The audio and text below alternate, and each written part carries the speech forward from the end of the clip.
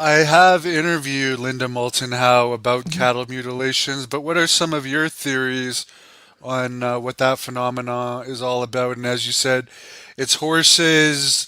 I think wolves, we've seen it happen recently. Mhm. Maybe one or two humans, possibly. We know Right. about the Brazilian reservoir. Supposedly there may be a U.S. one, but what are your Right. thoughts on it all? Yeah, I mean that's a topic that has been going on for decades now with really no closure to it, no answers. And I'm not the expert in this field. I give credit to Linda Howe and Chuck Zukowski and Christopher O'Brien. They did a lot of work on this phenomenon. But I have to say, in doing interviews and research for people that live in the area, and one of the pioneers of the town, her family, like you go to the to this little town and roads are named after this family. So her husband's 1800s, and I drove to Wyoming to do an interview with this witness, and this was around the time of the high stranger, so it was like 78, 79.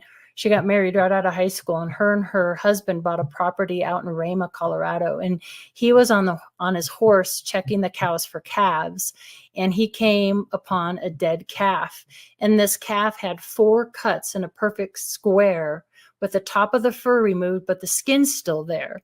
And but the calf was dead. So he gets on his horse, goes back to his ranch house, gets my witness, and they drive back in the pickup truck.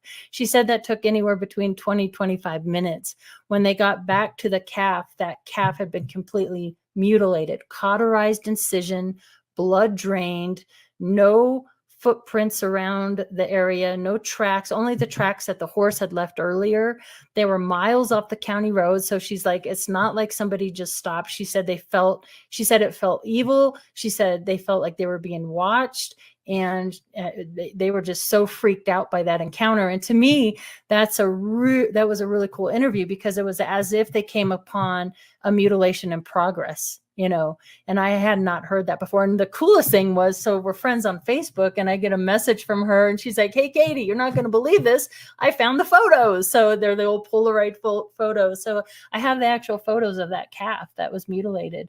And, in talking with people, it goes both ways. I mean, we have this strange phenomena that was really occurring quite often out there, where these unmarked helicopters sighted. So it begs the question, are the military out there snatching these cattle from random people's ranches, lifting them up? I don't know. There's never been really like any needle marks or footprints around these animals. There's strange phenomenon around them too. Things typically go silent. The bugs, the gnats don't cling on them. Other animals like fox and coyote won't go near these animals. They won't touch them. Or a regular dead cow, scavengers will get at it. Not with these cattle. It's really strange.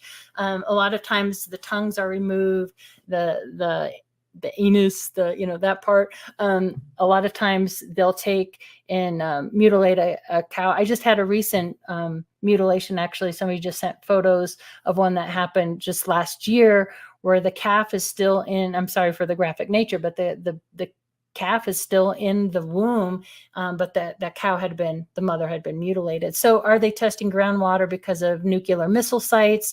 I don't think so. I think a lot of these mutilations are still left unexplained. Maybe some are, humans are responsible for, but I don't know. It's just still an ongoing mystery.